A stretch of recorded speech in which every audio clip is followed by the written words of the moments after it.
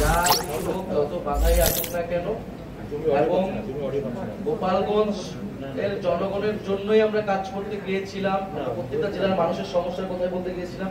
কিন্তু গোপালগঞ্জের মানুষকে রক্ষা করতে হলে, এই মুজিববাদী সন্ত্রাসীদের থেকে, ফ্যাসিস্টদের থেকে রক্ষা করতে হলে দ্রুত সময়ের মধ্যে সেই সন্ত্রাসীদের গ্রেফতার করতে হবে, বিচারে আনতে হতে হবে, এবং সেই বিচার সংস্কার এবং নতুন সংবিধানের দাবিতে আমাদের আচ্ছা, সুষ্ঠু নির্বাচনের বিষয়ে আপনাদের বিষয়ে তদন্ত চাচ্ছি, যাতে সুষ্ঠু তদন্ত হয় ঘটনার।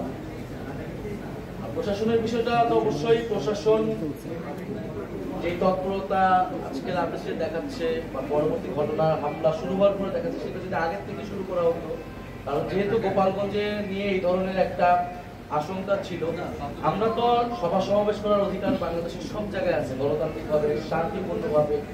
আমরা তো সেই জায়গা থেকে গিয়েছিলাম, এবং গোপালগঞ্জ তো বাংলাদেশের বাইরে, গোপালগঞ্জে প্রোগ্রাম করা যাবে না, এবং সেটা নিশ্চিত করার দায়িত্ব ছিল প্রশাসনের, সরকারের। ফলে সরকারের ভিতর থেকেও বা প্রশাসনের ভিতর থেকেও কোনো ধরনের স্যাবোটেজ হয়েছে কিনা সে বিষয়েও আসলে তদন্ত করে দেখতে হবে। তাদের তৎপরতা নিয়েও সন্দেহ রয়েছে। আর মার্চ টু গোপালগঞ্জ বলতে আমরা তো এখানে পদযাত্রা বা মার্চ, সারা দেশই তো আমরা আসলে মার্চ করছি, আলাদা কিছু ছিল না। তো আমি তো প্রথমেই বললাম, গোপালগঞ্জের প্রোগ্রাম বা 16 তারিখে প্রোগ্রাম হবে, এটা আমাদের অনেক আগে, 15-20 দিন আগে আমাদের এটা সেই ধারাবাহিকতা এটা ছিল, আলাদা কিছু ছিল না। বরং এখানে আওয়ামী লীগ আসলে এটা অনেকদিন ধরে পরিকল্পনা করে এই ঘটনাটা ঘটিয়েছে। বাংলাদেশের সরকার, আইন শৃঙ্খলা বাহিনী, গোয়েন্দা সংস্থা আসলে এই বিষয়ে তৎপর হওয়া হচ্ছিল।